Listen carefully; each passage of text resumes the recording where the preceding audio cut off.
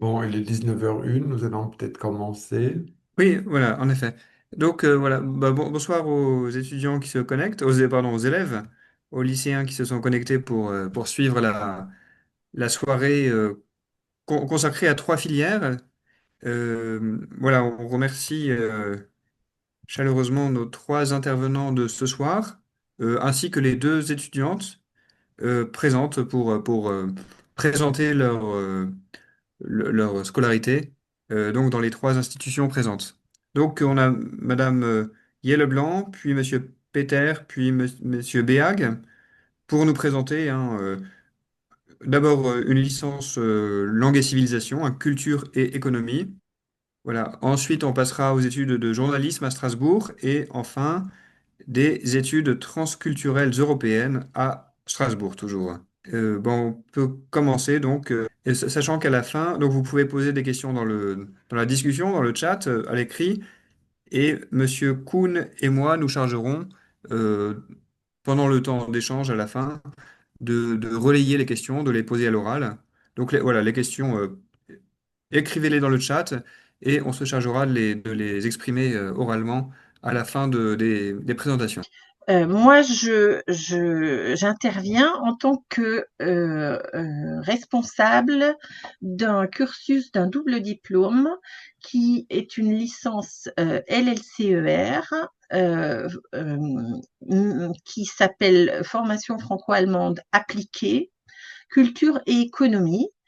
Euh, alors, c'est un petit peu antinomique parce que LLCER n'est pas forcément appliqué et c'est d'ailleurs la particularité du diplôme, c'est que on a conçu cette licence comme en fait une sorte de mix entre une licence LLCER et une licence langues étrangères appliquées.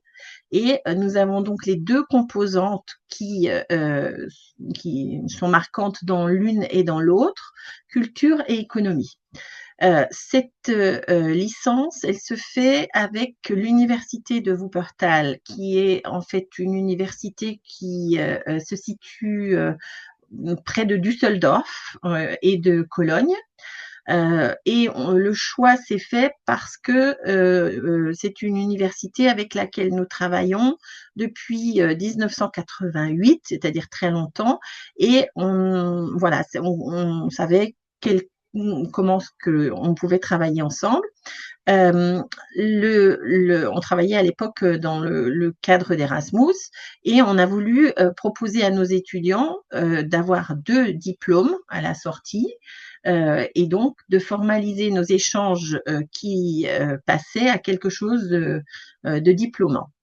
Au cœur de la formation, il y a les langues, et je dis les parce que certes, il y a l'allemand, formation franco-allemande, mais nous avons gardé une part importante à l'anglais.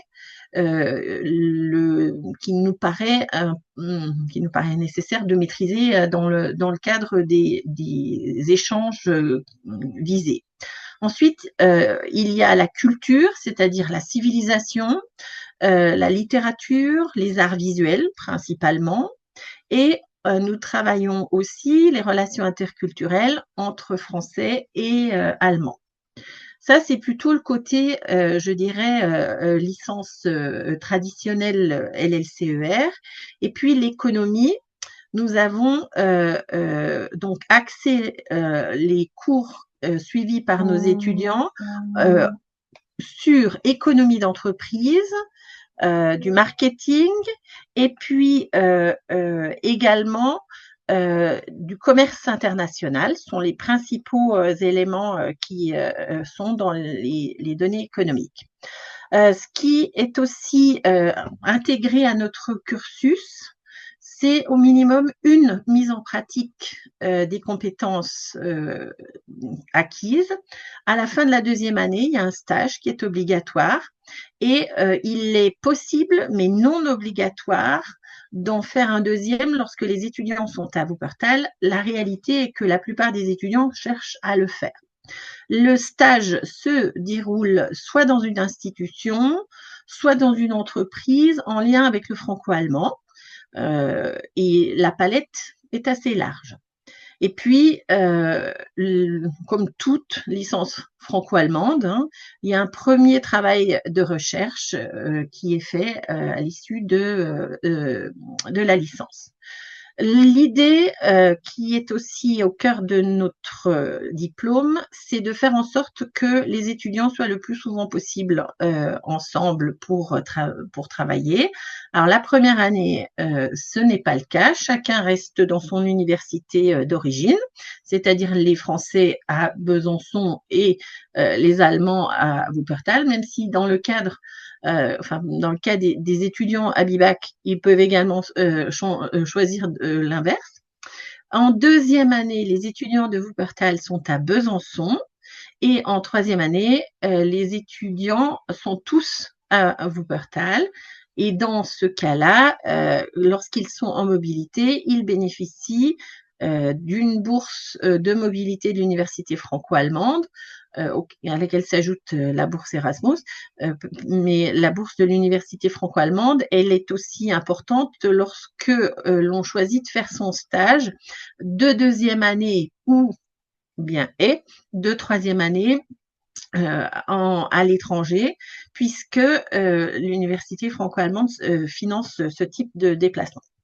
Les étudiants que nous recrutons sont aussi un peu, alors ce ne sont pas des étudiants en langue, disons comme d'habitude, puisque nous avons choisi d'ouvrir des champs disciplinaires très variés, hein, et que l'on demande en fait, alors ça veut dire un volume horaire assez important, un rythme de travail qui est soutenu, mais nos étudiants bénéficient aussi bien à Wuppertal qu'à Besançon d'un encadrement qui est vraiment individuel et on a une toute petite cohorte, hein, et ça permet d'être vraiment au plus près. J'avais sur mon PowerPoint quelques exemples de stages qui se font en deuxième année. Je peux juste vous donner quelques exemples qui vous montreront la diversité en fait de ce qu'on peut faire avec ce type de diplôme.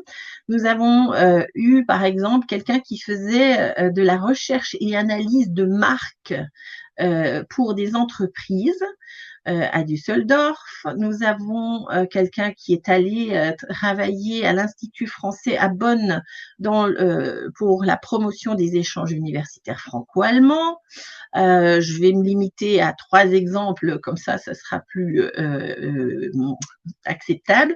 Et puis, quelqu'un qui a travaillé à la création de supports d'apprentissage en langue auprès des éditions Ponce à Stuttgart. Ça, c'était des exemples de stages en deuxième année. Après la licence, les étudiants, on a quelques étudiants qui ont choisi de rentrer dans la vie active et travailler.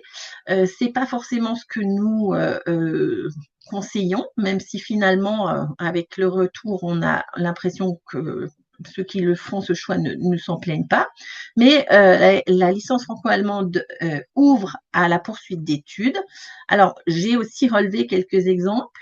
Donc, ça ouvre à des masters professionnalisants franco-allemands ou trinationaux qui sont dans le réseau de l'université franco-allemande. J'ai cherché là, par exemple, des exemples parmi nos anciens étudiants. Il y a quelqu'un qui est allé faire un master management franco-allemand entre Metz et Mayence. Et nous avons aussi ouvert cette année un master qui est dans la directe continuité de la licence, qui s'appelle Études franco-allemandes appliquées, culture, économie et environnement. Donc ça, c'est pour les masters professionnalisants et binationaux, voire trinationaux. Ils peuvent aussi suivre des masters professionnalisants qui soient en France ou en Allemagne. J'ai pris l'exemple de un master qui se trouve à Besançon qui s'appelle Management international et savoir-faire d'excellence. D'autres étudiants sont allés en tourisme, management des entreprises et des organisations à Angers, traduction appliquée, économie culturelle, anglais, allemand à Poitiers. Voilà, la palette est assez riche. d'autant que nos étudiants peuvent aussi suivre un master de recherche en Allemagne ou en France et un master d'enseignement en France uniquement. Voilà à peu près les grandes lignes de notre diplôme. Et je ne veux pas monopoliser la parole plus tard. Je répondrai à vos questions. Merci à vous. Alors maintenant, soit Eline, vous voulez prendre la parole tout de suite pour compléter ce que Madame Yelleblanc a dit, soit vous attendez les questions. Qu'est-ce que vous préférez, Eline? Est-ce que vous avez préparé quelque chose? Je pense que je vais attendre les questions. Là, pour l'instant, c'était assez complet, donc j'attendrai les questions Entendu. si ça vous Ben, va. dans ce cas-là, on passe tout de suite à la deuxième présentation de la soirée sur les études de journalisme. Merci beaucoup. Bonsoir, je m'appelle Alain Péter, je suis enseignant permanent à l'école de journalisme de Strasbourg qui s'appelle le Centre universitaire d'enseignement du journalisme, qui est une faculté qui fait partie de l'Université de Strasbourg. Donc c'est une formation publique qui délivre un master de journalisme dans lequel il y a une filière spécialisée en études franco-allemandes dont je vous parlerai un peu plus en détail un peu plus tard. Parce que je souhaiterais en fait commencer ma présentation en vous cadrant le paysage d'abord des formations en journalisme. Parce que si ce métier vous intéresse et si vous souhaitez suivre une formation spécialisée avant d'entrer dans ce métier, il est important pour vous de comprendre la distinction importante à faire entre des écoles qui sont reconnues par les journalismes comme des lieux professionnels de préparation à l'exercice de ce métier et beaucoup d'autres lieux qui disent enseigner le journalisme, préparer des étudiants à l'exercice du métier, mais qui en fait ne bénéficient pas d'un label d'école professionnelle délivré par le monde du journalisme lui-même. Donc, ce dont je vous parle, ce sont 15 centres de formation reconnus qui sont disséminés à travers la France, dont seulement 2 recrutent au niveau du bac, et donc avec des outils de candidature qui sont présents sur Parcoursup, tandis que les 13 autres recrutent à niveau bac plus 3. Parmi ces écoles qui recrutent à bac plus 3, vous en avez qui sont privées et qui sont au nombre de 3, et la plupart des centres de formation sont publics. Le centre de formation de Strasbourg, qui s'appelle donc le Centre universitaire d'enseignement du journalisme, fait partie de l'Université de Strasbourg et c'est l'institution publique qui dispose d'une formation en journalisme la plus ancienne de France. Nous ne formons qu'à un master de journalisme, c'est un seul diplôme qui dure 2 années avec un recrutement à bac plus 3 sur un concours qui est national, concours annuel, pour lequel nous recrutons un total de 60 étudiants. Sur ces 60 étudiants, il y en a 12 qui vont suivre un parcours spécialisé dans le franco-allemand, qui est construit en coopération à Strasbourg avec l'université de Fribourg, qui est située dans le land de Bade-Wurtemberg. Pour le parcours franco-allemand, les étudiants qui sont sélectionnés là-dedans sont composés de 2 sous-groupes. Il y en a 6 que le QEJ recrute à Strasbourg et qui sont en général des étudiants de nationalité française et qui peuvent avoir des profils de personnes ayant fait des ABIBAC notamment. Et puis, notre partenaire à Fribourg, lui, il recrute également 6 étudiants, mais qui, pour la plupart d'entre eux, sont de nationalité allemande. Donc, ça fait 6 plus 6 étudiants qui, la première année de leur étude en master de journalisme, séjournent à Fribourg, où ils vont, pendant une année complète, suivre des enseignements de niveau 1 de découverte des techniques du journalisme. En presse écrite, en travail en ligne sur Internet, en recourant aux réseaux sociaux, pour les podcasts, la radio, pour la télévision, les vidéos. Pendant une année, les exercices pratiques seront multipliés pour un premier niveau d'initiation à l'ensemble de ces techniques de recherche de l'information et d'expression des reportages, avec des publications qui sont réellement diffusées au public. À côté de ces cours pratiques, les étudiants à Fribourg suivent également un certain nombre d'enseignements généraux qui traitent du droit de la presse, de l'économie des médias, de l'histoire du journalisme tout simplement, et de la déontologie. Et là, quels sont les cadres professionnels, les objectifs, ce qu'il est attendu du métier de journaliste et ce qu'il ne doit pas faire. Par exemple, il est clair que le journaliste doit dire les choses, les événements tels qu'ils se sont réellement passés et non pas sélectionner parmi les événements seulement ceux qui lui conviennent ou de ne pas respecter la réalité des événements. Donc ça, les étudiants l'apprennent ça à un premier niveau en Allemagne.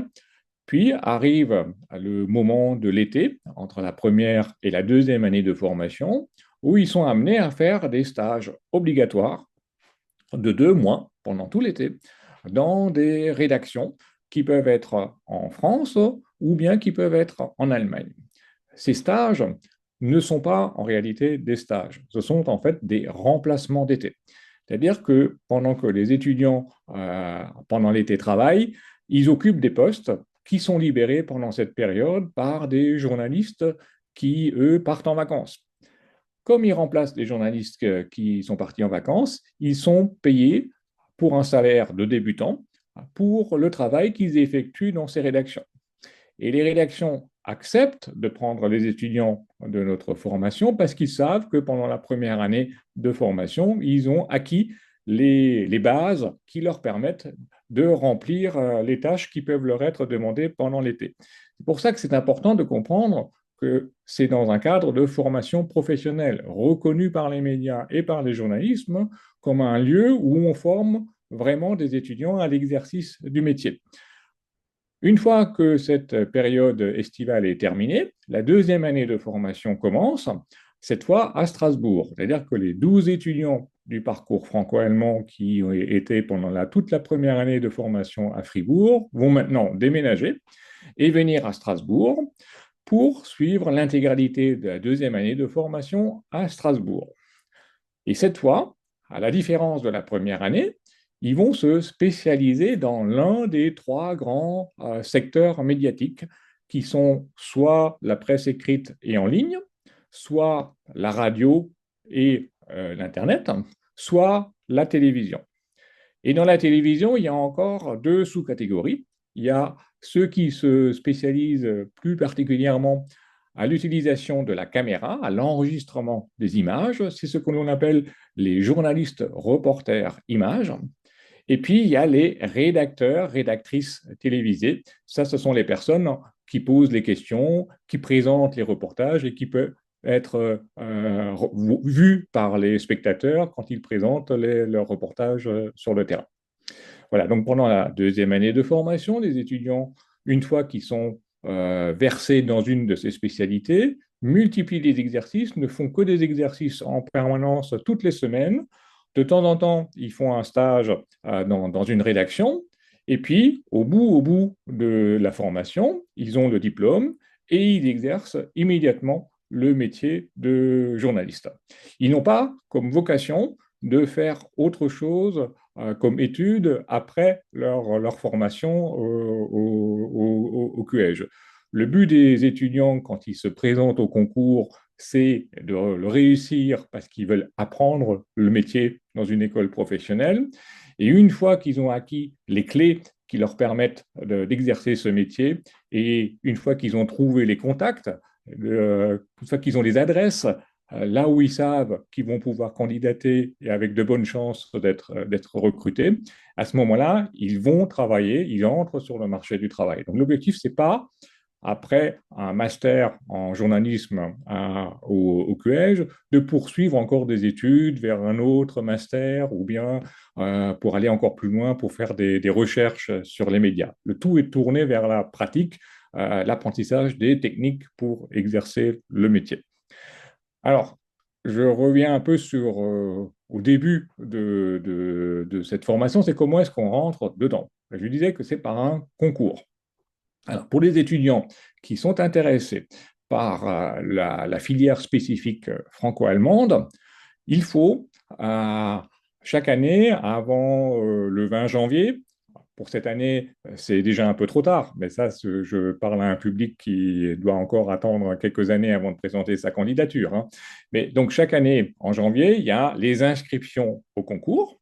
Et ceux qui s'intéressent au parcours franco-allemand, on leur demande spécifiquement de nous adresser une lettre de motivation expliquant clairement quel est leur intérêt pour le journalisme, comment est né leur intérêt, pourquoi, enfin, qu'est-ce qui les intéresse dans le journalisme, de nous dire aussi un peu mais comment ils imaginent d'exercer ce métier, s'ils veulent l'exercer plutôt en France, plutôt en Allemagne, dans quel type de médias, est-ce qu'il y a certains types de sujets qui les intéressent plus que d'autres? Ça peut être, pour beaucoup de ces personnes-là, des thèmes autour de l'international, mais ça peut aussi être tout simplement, même moi je m'intéresse aux questions politiques, ou moi je m'intéresse au sport, peu importe. Mais au moins de nous expliquer la motivation qui les amène à candidater dans une école comme la nôtre. Ces éléments-là, auxquels on rajoute ensuite les notes, un relevé de notes de différentes années précédentes, sont examinés par les enseignants du QEJ.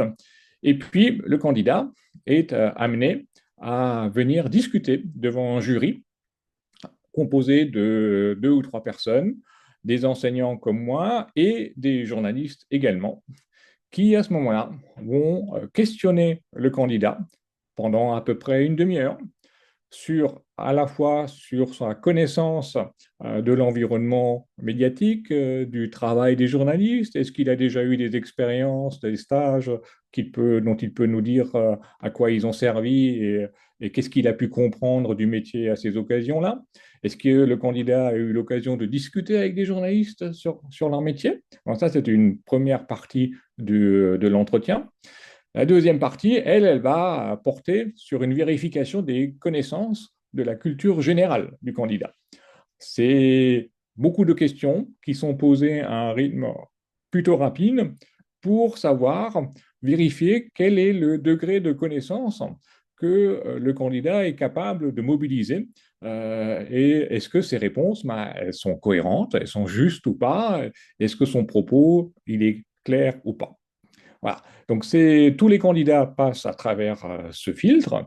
Et c'est une fois que cette épreuve est terminée que le QEJ dresse une liste des étudiants qui part du numéro 1 jusqu'au numéro X, et parmi lesquels nous allons ensuite décider ceux que nous invitons à rejoindre la formation qui commencera en début de septembre.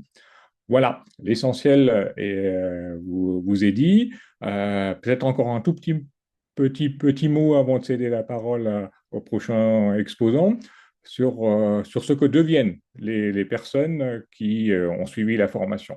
Enfin, je vous disais avant qu'elles veulent toutes devenir journalistes, elles ne cherchent pas à poursuivre d'autres études derrière. Ce qu'ils font, c'est ils vont rejoindre des rédactions soit en France, soit en Allemagne. Ceux qui sont dans le parcours franco-allemand et qui ont une origine allemande auront plutôt quand même tendance à travailler pour des médias allemands, alors que ceux qui sont d'origine française auront la même tendance, mais pour travailler pour des médias français. Ça peut être pour traiter des questions des relations franco-allemandes, mais pas nécessairement. Ça peut être pour travailler dans un média national, en France ou en Allemagne, Le Monde, France 2, Mediapart, ou bien ça peut être dans une rédaction locale comme les dernières nouvelles d'Alsace, Le Parisien, Sud-Ouest. en France. Et en Allemagne, eh bien, ça peut être dans des journaux régionaux ou bien dans des télévisions ou des radios. Enfin, tout est possible selon la préférence de spécialité de l'étudiant. Et un débouché important spécifique à Strasbourg et qui explique aussi en partie pourquoi il y a ce parcours franco-allemand, c'est la présence de la chaîne de télévision Arte à Strasbourg, qui constitue un débouché extrêmement important pour nos étudiants.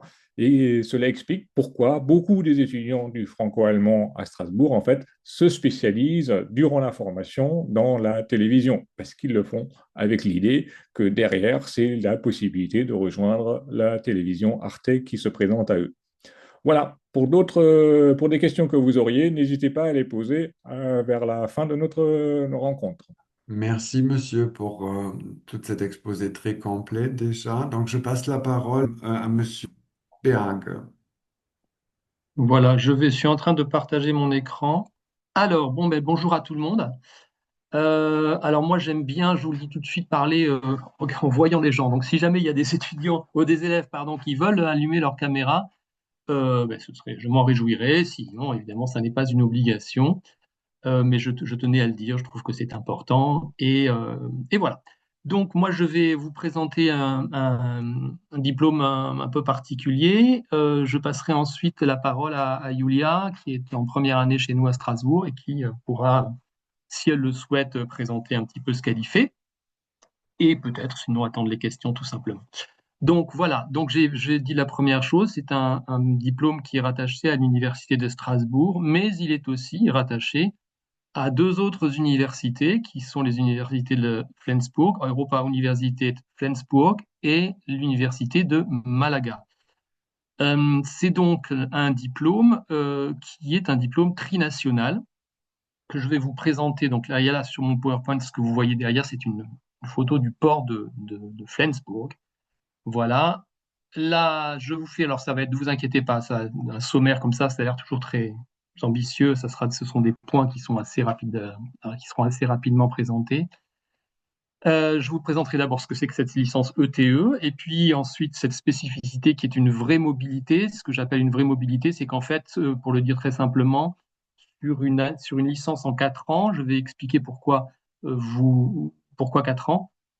Eh ben, en fait, vous allez passer autant de temps dans les trois universités, et je dirais même que on peut dire qu'en fait, vous serez 3 ans à l'étranger, pour le dire un petit peu de manière un peu simplifiée. Ensuite, qu'est-ce qu'on y étudie? Ensuite, je viendrai évidemment aux prérequis et les débouchés, et puis ensuite, comment candidater. Je vous donnerai aussi quelques petits liens. Voilà. Alors, cette licence, c'est d'abord une licence donc, qui est portée par deux facultés, qui est portée par une faculté, la faculté des langues, à l'Université de Strasbourg, qui est une très grosse faculté parce que beaucoup de langues y sont enseignées. C'est une des spécificités de l'Université de Strasbourg. Et cette licence, elle est également soutenue ou coportée par la faculté des lettres, c'est-à-dire que la faculté des lettres va offrir à cette licence et aux étudiants, ou plutôt proposer, un certain nombre de cours qui font partie du programme de cette licence. C'est une licence qui est, pour l'Allemagne, fait intervenir d'autres disciplines, et j'y viendrai tout à l'heure. C'est un cursus donc intégré franco-germano-espagnol en 4 ans. Alors pourquoi en 4 ans? C'est parce que tout simplement le diplôme que vous allez avoir, j'y viens tout de suite, c'est un diplôme qui est l'équivalent du bachelor espagnol, et le bachelor espagnol, il est en 4 ans. On appelle ça le grado. Et pour que vous ayez ce diplôme, pour que les élèves aient ce diplôme, eh bien, les étudiants, il faut que la formation dure 4 ans, ce qui en soi peut paraître, dans notre vision franco-française de la formation, une année de perdu. Évidemment, c'est faux, puisque dans cette année, vous verrez que vous avez un sacré programme et qui, à mon avis, aussi très formateur pour des candidatures en master ensuite. Ce diplôme, c'est ce qu'on appelle un joint degree, c'est-à-dire un diplôme décerné par 3 universités en même temps. C'est donc un diplôme qui est de licence décerné par les 3 universités dont j'ai parlé, évidemment reconnu dans les 3 pays, et qui est l'équivalent, en gros, des 3 licences empilées, si vous voulez. Donc, d'une certaine manière, 3 diplômes pour le prix d'un, auquel s'ajoute une certification en langue, mais ça, c'est du détail. Voilà pour ce qui est du diplôme. Ensuite, la mobilité. La mobilité, c'est donc, je l'ai dit, 4 années et 3 lieux. Les étudiants peuvent commencer dans chacune des 3 universités. Chaque année, une nouvelle cohorte commence ses études à Strasbourg, à Flensbourg ou à Malaga.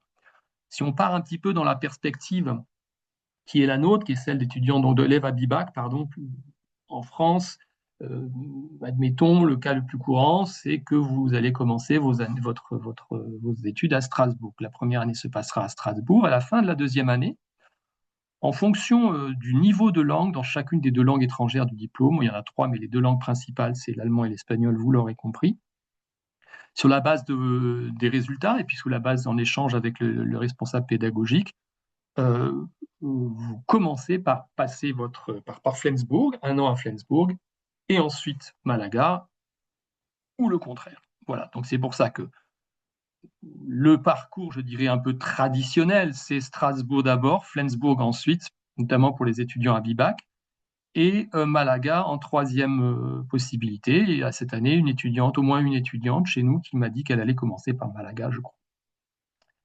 La 4e année est consacrée à 3 grandes tâches. La première tâche, entre guillemets, la première activité, c'est le stage qui doit obligatoirement se dérouler dans un pays soit germanophone, soit hispanophone.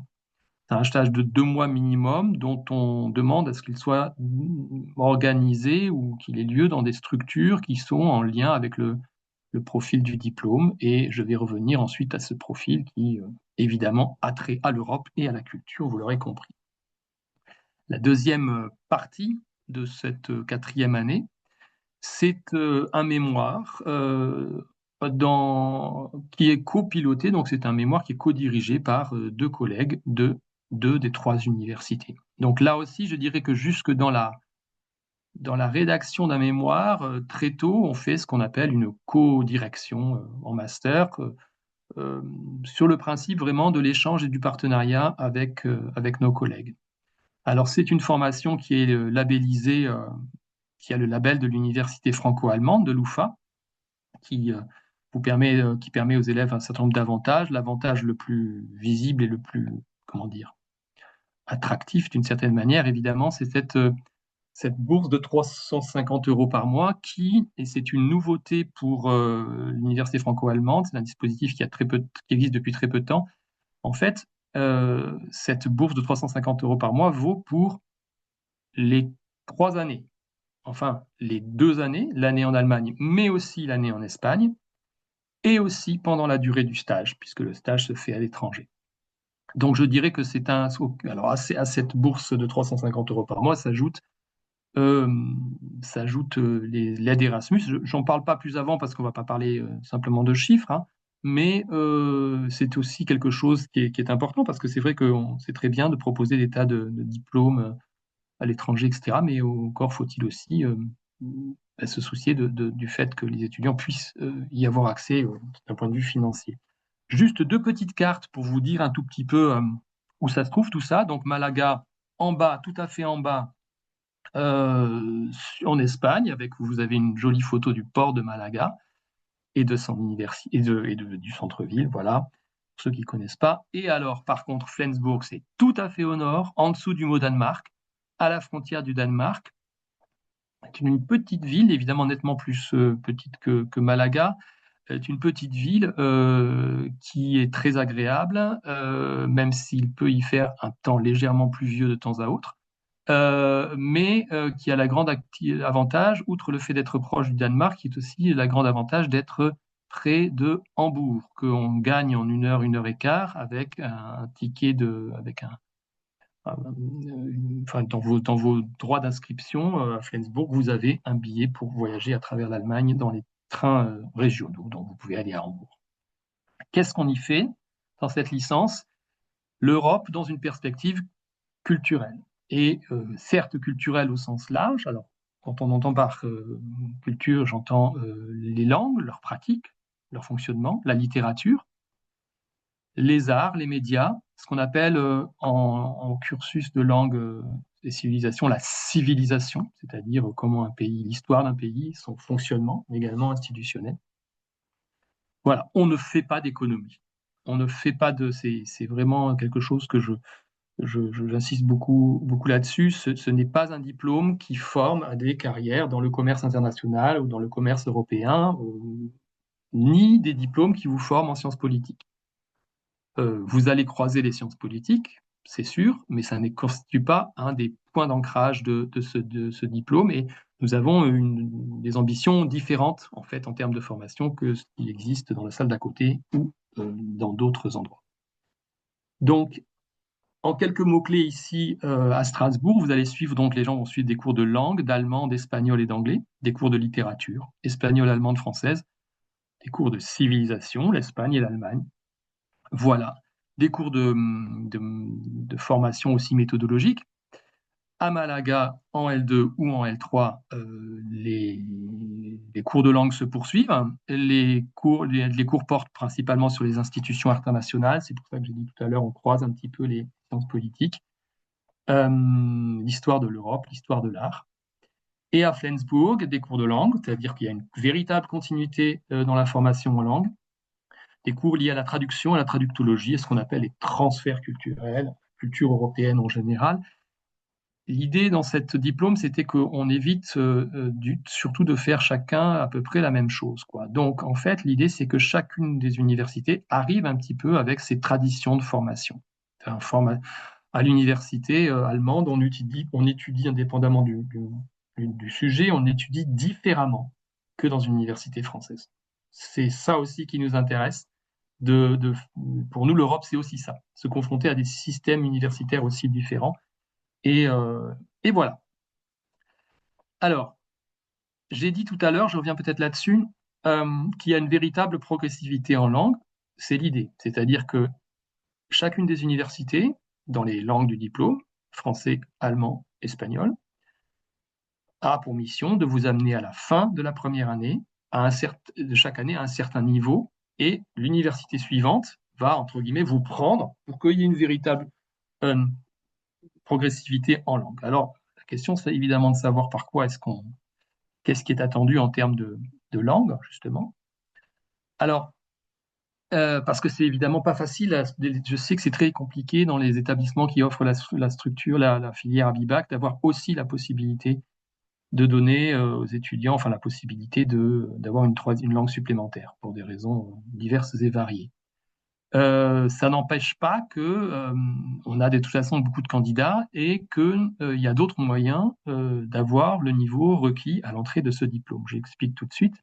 Les niveaux qu'on attend pour votre Parcoursup, enfin on en reparlera après, c'est un niveau de départ de B1, B2, alors plutôt B2 quand même, hein, pour la première langue étrangère, qui est soit l'allemand, soit l'espagnol, suivant le profil des élèves, et puis A1/A2 pour la seconde langue. Je crois qu'il ne faut pas se faire, je vais en parler un tout petit peu, se faire un gros problème de cette histoire de niveau de langue, en tout cas pour la deuxième langue étrangère. La plupart du temps, c'est l'allemand, la première langue étrangère, la deuxième, la plupart du temps, c'est l'espagnol, la seconde. Il faut aussi de bons résultats dans les manières, voire des très bons résultats, oui, j'aurais dû écrire très peut-être, dans les matières correspondant au profil de la licence, c'est-à-dire qu'évidemment, des étudiants à BIBA qui ont des notes de folie en matière scientifique ne vont pas. Mais ce qui nous intéresse, c'est très bien, tant mieux pour eux. Ce qui nous intéresse, c'est de sentir dans les dossiers et dans les notes une véritable appétence pour les arts, pour la culture, pour les langues, pas simplement les langues pour les parler, mais aussi les langues pour pour les lire dans de la littérature, les entendre dans des séries télé, les écouter au théâtre. Vous voyez, donc c'est vraiment cette appétence pour la culture, et je dis toujours peut-être aussi un petit peu plus que le programme obligé qu'on a dans sa scolarité. Dans ça comme ça. Ce qui est très bien en soi, la question n'est pas là. Mais c'est vrai que il faut se lancer dans des études qu'on aime, sinon ça se passe en général pas trop bien. Et comme nous, on met un accent extrêmement fort sur la diversité des cultures, eh bien, il faut vouloir aussi un peu s'y plonger dedans. Et puis, une capacité de travail en autonomie et en groupe. Euh, les... Je vais revenir sur la question des langues tout à l'heure, mais je vais continuer un tout petit peu sur les débouchés professionnels. Alors, c'est des débouchés que je formule de manière vague ici. Les métiers de la culture et de la médiation culturelle. Alors, ce qu'on appelle la médiation culturelle, c'est un secteur qui est en grosse explosion en termes de formation de master de nos jours, parce que les métiers de la médiation culturelle, c'est tout ce qui sépare, ce qui permet de faire le lien entre une institution culturelle, quelle qu'elle soit, et le public, et les publics. Comme la culture va de moins en moins de soi de nos jours dans nos sociétés, eh bien, on a de plus en plus de besoins pour justement rendre cette culture accessible, l'expliquer, la médiatiser, la médialiser peut-être plutôt que médiatiser. Voilà, les métiers du journalisme sont une porte-sortie, évidemment. Je pense que les métiers du tourisme aussi peuvent l'être, les métiers de l'édition. Les métiers de l'enseignement ne sont pas exclus du tout. Il est tout à fait possible, avec le volume horaire que vous avez dans chacune des langues, de suivre sur un master d'enseignement, sachant que vous avez un concours d'entrée pour les masters d'enseignement, traduction et interprétariat aussi, puisque vous avez cette triple compétence en langue. Alors, il m'est demandé de faire rentrer quelqu'un dans la salle. Est-ce que c'est Grégoire qui s'en occupe ou c'est moi? C'est la première fois qu'on me demande ça. Non, non, c'est nous qui le faisons. On s'en D'accord, parce que occupe. ça apparaît tout d'un coup, je n'avais pas. Ok, donc je continue. Voilà, les débouchés en master. Donc, ce sont des masters évidemment dans le domaine culturel et linguistique je reprends ici, vous le voyez, les mots-clés que j'ai évoqués tout à l'heure. Vous pouvez très bien faire un master monolingue, évidemment, un master de recherche, un master en littérature française. Et puis évidemment, vous avez toute une liste de masters qui sont des masters qui préexistent dans les universités partenaires et dans lesquels vous êtes, entre guillemets, connus. Ce qui évidemment est un avantage. Encore faut-il avoir envie de rester dans l'université dans laquelle on est, mais ce que je veux montrer par là, je vais peut-être pas entrer forcément dans les détails. Ce que je veux montrer par là, c'est qu'il y a aussi des ports de sortie en interne, si vous voulez. Si vous avez envie de continuer dans une des trois universités que vous avez connues, il y a des poursuites d'études qui sont clairement identifiées. Donc, dans les modèles dans le domaine de la médiation, dans le modèle des sciences de l'éducation également, des études européennes, avec différentes dimensions. Alors, je n'ai pas trop regardé la montre, donc je vais essayer de continuer un tout petit peu pour revenir à des aspects qui sont pratico-pratiques, mais qui sont évidemment ceux qui vous occupent aujourd'hui. Tout le monde sait que Parcoursup, c'est hyper anxiogène. Avant-hier, à la radio, à l'ouverture de Parcoursup à la France Inter, le reportage qui annonçait ça disait: un monstre vient d'arriver. Donc, il faut savoir que voilà, Parcoursup, il faut passer par Parcoursup pour cette licence. C'est une candidature tout ce qui est de plus normal, dans laquelle vous avez la possibilité de mettre en évidence, évidemment, dans les éléments de motivation, ce qui vous semble cohérent par rapport à votre candidature, par rapport à ce pourquoi vous candidatez. Ensuite, nous regardons tous les dossiers. J'insiste sur le fait que nous regardons tous les dossiers. Et il n'y a pas d'algorithme qui trie ici, dans notre formation. Il n'y a pas non plus l'idée que il n'a pas 18 en allemand, on ne le prend pas, ou elle n'a pas 17 en espagnol, on ne la prend pas. Pas du tout. Ce qu'on regarde, c'est l'intégralité du dossier. Pour arriver à un petit entretien, pour les dossiers qu'on aura sélectionnés, un petit entretien d'un quart d'heure, qui est un entretien où on ne vérifie pas les connaissances, mais on vérifie si l'étudiant, quel est son profil linguistique. Quelqu'un qui va être, par exemple, qui va parler les deux langues étrangères très bien, aucun problème. On peut avoir aussi des étudiants ou des candidats qui parlent un allemand de grande qualité, mais qui, en espagnol, c'est difficile. Ils en ont un tout petit peu, mais c'est difficile. C'est pas pour ça qu'on va pas prendre cette personne. Au contraire, on va se dire, OK, cette personne peut s'appuyer sur des connaissances très solides en allemand, elle va pouvoir investir plus de temps dans sa formation en espagnol en première année. Nous avons un cours spécifique d'espagnol à l'Université de Strasbourg pour ce diplôme. Le contraire est tout à fait vrai et tout à fait possible aussi. C'est-à-dire que quelqu'un peut avoir un très bon niveau d'espagnol, évidemment quelqu'un qui est binational, un niveau d'allemand très, très juste, mais peut-être que c'est c'est pas pour ça que ça rend la chose impossible. Alors évidemment, si l'espagnol ou l'allemand est tout petit, ça va être un tout petit peu difficile quand même. Je veux dire par là qu'on a déjà eu des candidatures de gens qui écrivaient dans le dossier sur Parcoursup, voilà, je sais, j'ai jamais fait d'espagnol, mais j'ai été passer 2 semaines en Espagne. J'ai pris contact avec tel prof pour prendre des cours supplémentaires d'ici l'éventuel entretien oral. Ou une fois une étudiante avait dit je vais aller dans telle école dans ma région, dans telle école de langue. J'ai pris contact déjà. On se dit bah, si le reste du dossier est solide, pourquoi ne pas entendre cette candidate? Ce serait deux, on va pas dire elle n'a pas eu l'espagnol en troisième langue, on va pas l'apprendre. Voilà. Donc Voilà. surtout pas. Oui, pardon.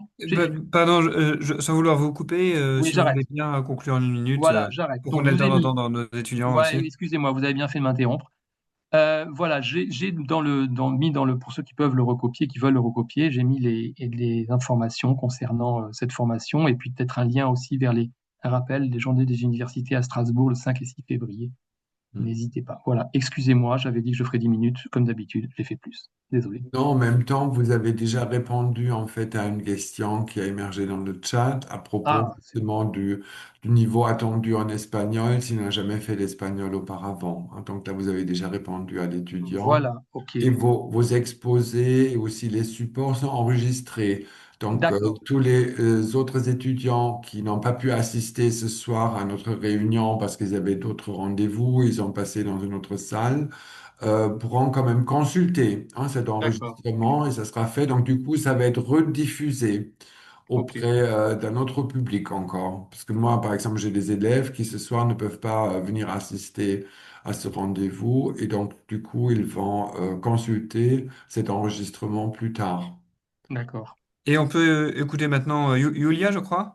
Oui, alors donc je suis en première année à Strasbourg d'études transculturelles européennes et bon, j'ai pas beaucoup de choses à rajouter puisque la présentation était déjà très complète, mais je voulais juste partager mon expérience par rapport au fait que ce que j'ai beaucoup apprécié en tout cas pendant ce premier semestre, c'est que on est partagé dans des cours de différentes licences, c'est-à-dire qu'on a des cours avec les licences d'allemand, les licences d'espagnol. Et donc, en fait, on rencontre énormément de gens. Et donc, ça, c'est vraiment ce qui m'a beaucoup plu, en tout cas, pour ce début d'études. Yulia, vous pouvez peut-être dire en 2, 3 mots, si, tout le monde, si les auditeurs sont d'accord, juste en 2, 3 mots les différentes matières que vous suivez. Moi, j'ai été Ah très oui, général. oui, bah, donc on a effectivement des cours de littérature dans les deux langues. Et donc, à propos des livres des pays hispanophones et germanophones. Et aussi, donc les cours de civilisation, pour moi, ça se rapproche à des cours d'histoire parce qu'on voit vraiment l'évolution des peuples et oui, les différents peuples qui ont habité dans la péninsule ibérique et en Allemagne, enfin dans le territoire actuel allemand. Et sinon, on apprend aussi beaucoup de choses sur la culture, donc sur, par exemple, les peuples d'Amérique du Sud, pour l'espagnol, et oui, des questions d'actualité en Allemagne aussi. Voilà, je sais pas si ça suffit. Merci. Une question pour Monsieur Peter. Euh, donc, la formation que vous présentiez se fait en master. Et quelles sont les licences indiquées pour se préparer donc à l'entrée? Est-ce que c'est forcément une licence de journalisme ou, ou d'autres, je sais pas, en histoire ou ailleurs, ou langue? Est-ce que ça peut préparer aussi à au CIE de journalisme de Strasbourg? Il n'y a aucun prérequis particulier. Il n'y a pas nécessité de suivre une formation particulière en licence, parce que le journalisme, c'est le QEJ qui vous l'apprendra. Donc, ce n'est pas la peine de suivre une formation déjà axée sur cela ou sur information, communication au préalable, hein, même si c'est tout à fait possible. En fait, les parcours sont complètement divers. Vous avez beaucoup d'historiens, beaucoup de gens qui ont fait des Sciences Po, beaucoup de personnes qui ont fait du droit ou des langues, évidemment, notamment des gens qui font de l'allemand, qui sont évidemment particulièrement attendus pour le parcours franco-allemand du master. Mais en tout cas, il n'y a aucune nécessité, aucune obligation d'avoir suivi une licence en particulier. Ce qui compte, c'est de se présenter au concours de recrutement. C'est la clé de la chose. Et au concours de recrutement, les candidats sont attendus sur leur motivation, la clarté de leur expression et sur les connaissances qu'ils sont capables de mobiliser. Et voilà, et ensuite se fait le tri. Je précise que sur le master en général, non pas sur le parcours spécifique franco-allemand, mais sur le master en général, pour lequel nous prenons chaque année 60 étudiants, il y a de l'ordre de 800 candidats. Donc c'est extrêmement sélectif. Pour le parcours franco-allemand, c'est un peu moins sélectif parce que nous ne prenons que 6 étudiants à Strasbourg pour ce parcours-là, mais pour lequel il y a 30, 35 candidats qui ont plus ou moins de maîtrise de la langue allemande. Il est évident que pour ce parcours-là, l'allemand, c'est une clé indispensable. Et pour compléter, hein, une question d'Alma. Parmi toutes les licences franco-allemandes qui existent, laquelle vous semble la plus en phase pour candidater? Au QEJ, aucune en particulier. Encore une fois, il ne faut pas chercher la formation X. Ce qui nous intéresse, c'est des personnes qui s'intéressent à l'actualité, qui suivent l'actualité, qui ont une forte motivation pour le journalisme. C'est pas des gens qui, du jour au lendemain, se disent «Oh, oups, je vais maintenant essayer le journalisme». En fait, c'est quelque chose qui mûrit progressivement. C'est pour ça que c'est intéressant aussi pour nous, en tant que lieu de formation, de parler à des personnes qui sont encore en lycée, qui sont en train de passer des habits bac, parce que ça peut nécessiter 2, 3 années de réflexion avant de se présenter à un concours de recrutement chez nous. Ben, merci. Je voulais relayer encore une question à l'attention de Madame Yé-Leblanc au sujet de la mise en pratique des compétences dont vous avez parlé sous forme de stage. Est-ce que vous pouvez un peu plus développer ce point de votre exposé, s'il vous plaît? Mhm. Alors, en gros, enfin, les étudiants doivent chercher par eux-mêmes un stage. Nous ne les aidons qu'en toute, comment dire, en désespoir de cause, mais c'est pas le souhait. Donc déjà, la première compétence, c'est se débrouiller par rapport à tout ça et savoir se présenter. Bon, donc on les accompagne là-dedans, ça c'est une première chose. Pour ce qui est des compétences, nous avons donc un diplôme qui est axé sur 2 domaines qui ne sont pas forcément a priori compatibles, culture et économie. Et toutefois, comme je leur explique souvent, lorsque l'on veut faire de la gestion de projets culturels, par exemple, on a besoin d'outils de type comptable, etc.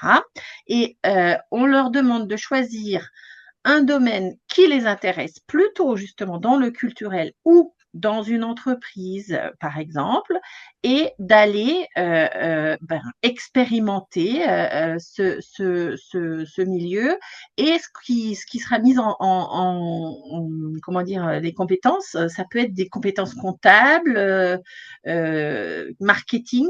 Le marketing est quelque chose qui attire beaucoup et voilà, c'est principalement ceci.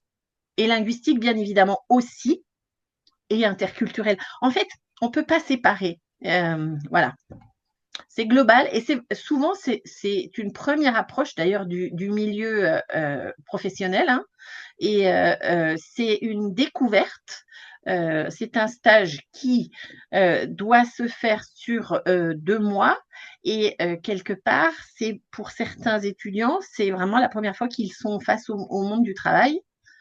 Voilà. Après, les choses montrent, enfin notre expérience montre que les étudiants qui a priori ont plutôt envie de travailler dans certains domaines sont satisfaits et parfois pas du tout. Donc, même ça, je dis souvent que même le fait de se dire que finalement ce fut une déception de voir quel milieu les a accueillis, ça fait une expérience et une bonne expérience. Je ne sais pas si j'ai répondu à votre question, parce que les compétences, c'est vraiment un stage, voilà, c'est une immersion en fait dans le monde professionnel. Absolument. Je vois que vos collègues ont indiqué leur adresse mail dans le chat. Peut-être vous pouvez l'indiquer aussi. Mm. De cette manière, les étudiants pourront aussi vous contacter directement. Absolument. Bon, il est 20 heures. Je crois que nos questions sont épuisées. Euh, Nous vous remercions vivement pour vos interventions qui étaient quand même très claires, très pertinentes et j'espère que vous aurez aussi des retours directs hein, donc de la part de nos étudiants et étudiantes parce que c'était très riche en fait ce que nous avons appris ce soir. Merci de votre invitation. Exactement. Merci Merci. beaucoup. Bonne soirée. Bonne Merci soirée. Au à revoir. vous, bonne Au revoir. soirée.